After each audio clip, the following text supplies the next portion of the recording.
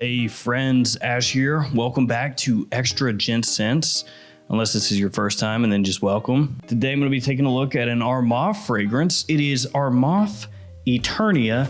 Man, I had the box facing the wrong way. Got this in from FragranceNet the other day. Placed an order for a whole bunch of different clone fragrances that I had not smelled and hadn't really heard anything about, and this was one of them. And apparently this is a quite luxurious fragrance because on the box and bottle it says Armaf Luxe.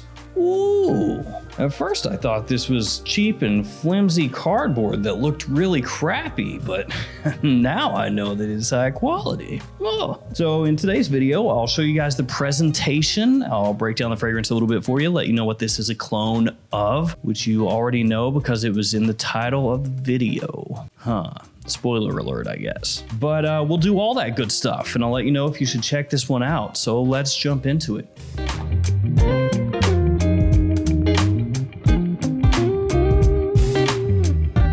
It's a little bit of presentation time. So this has a somewhat interesting and yet completely pointless presentation. Good old Armaf, they always come through in the clutch. So you can see here on the front, you have the name of the house and the name of the fragrance. And on the back, you have the ingredient information. On the bottom, you have your batch code, and up top it says Armaf Luxe. But wait, there's more. That's just a slip cover that slides off.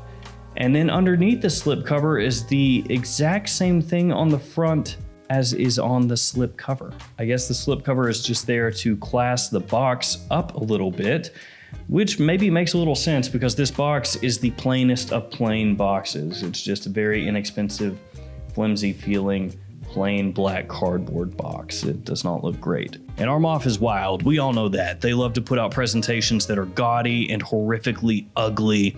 But at the same time, definitely unique. And with this box being so plain, they came up with the solution, which is this, the slip cover.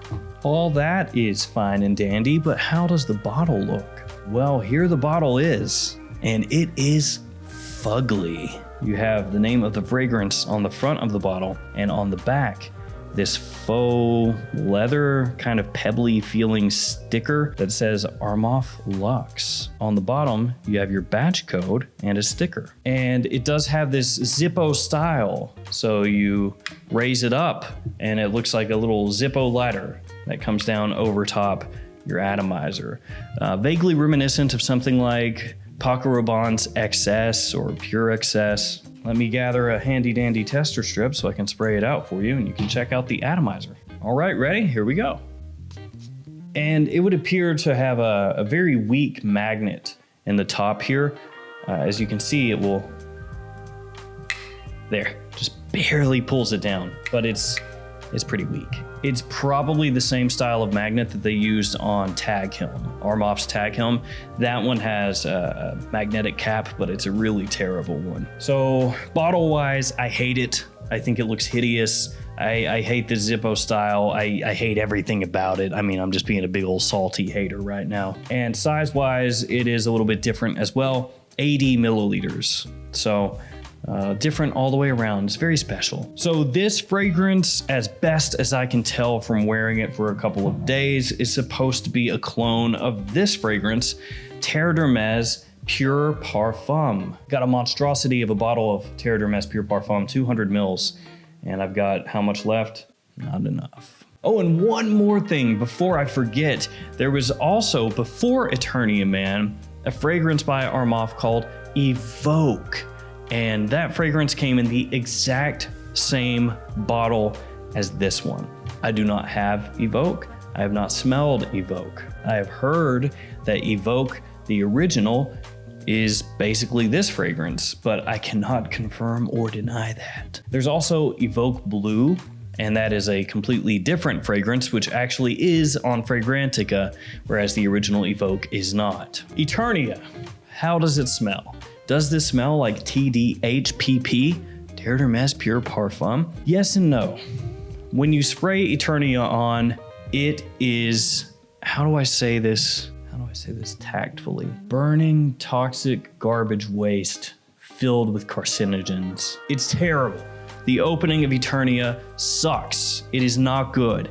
There may be some people out there who have convinced themselves it's not that bad, but that is, my friends, what we call denial. Don't be in denial, accept it. If you like the fragrance after the opening, that's fine, but the opening of Eternia is rough around the edges. And by that, I mean the entirety of the fragrance is the edges. The whole thing is just all edge and it's rough. It's very alcohol-y. It's very synthetic.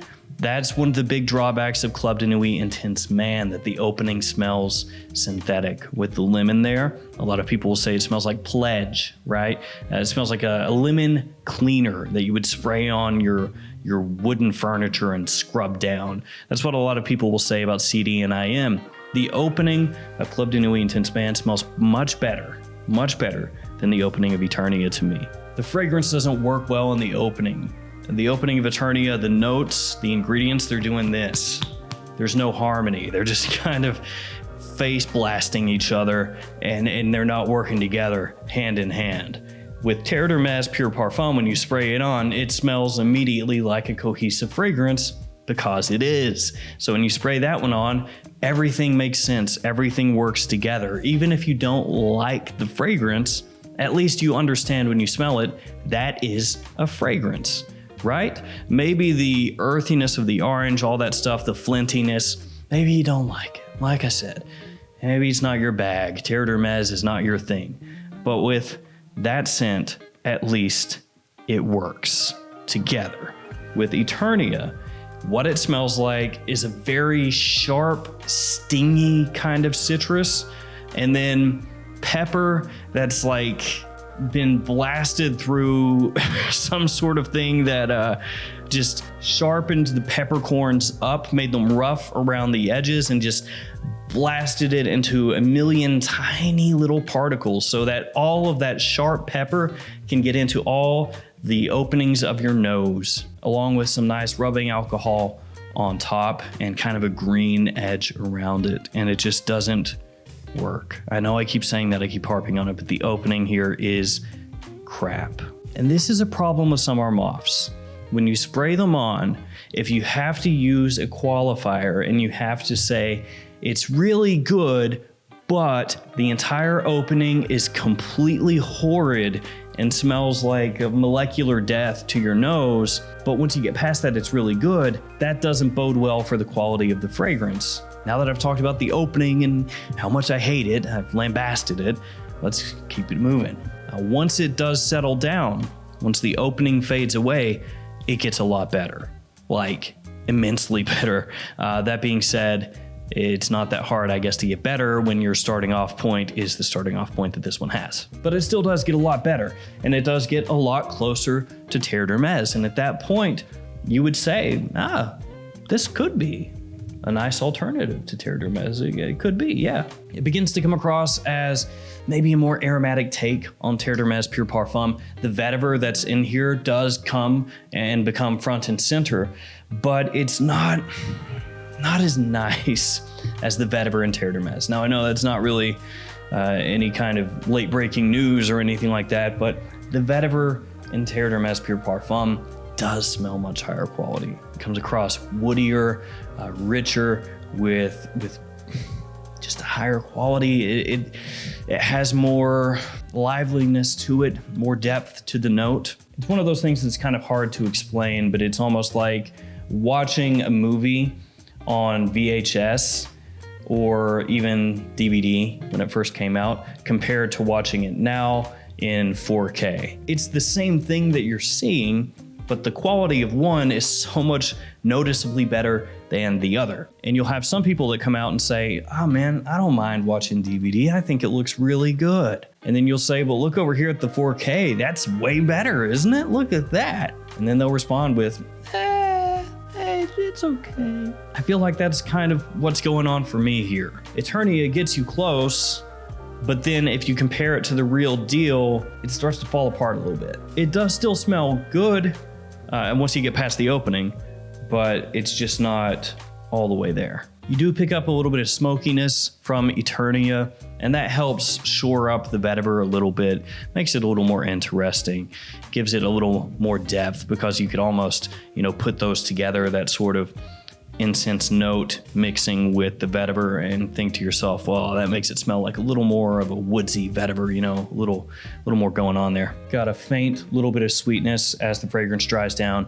Stays mature pretty much the whole way through. More of a gentlemanly kind of fragrance, a middle-aged and older kind of scent. Office safe, I would say, once you get past the opening. And I know it sounds like I'm really hating on Eternia, that I think it's complete garbage, but I don't actually. I don't think it's complete garbage because it cost about $30. I think that's what I paid for it, right around $30. So it is much more affordable than the Terre d'Hermes.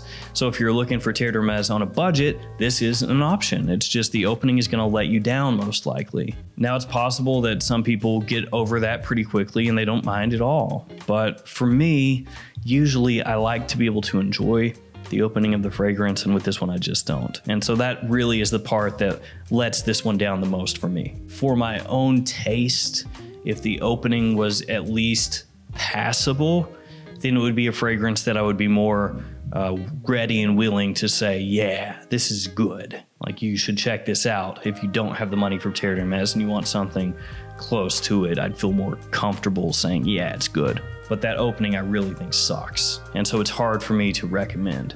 So there we go. Eternia Man. It is okay. If you smelled it, let me know what you think about it in the comments below. Thank you guys for hanging with me. I'll see you again with another fragrance video another day. See you guys.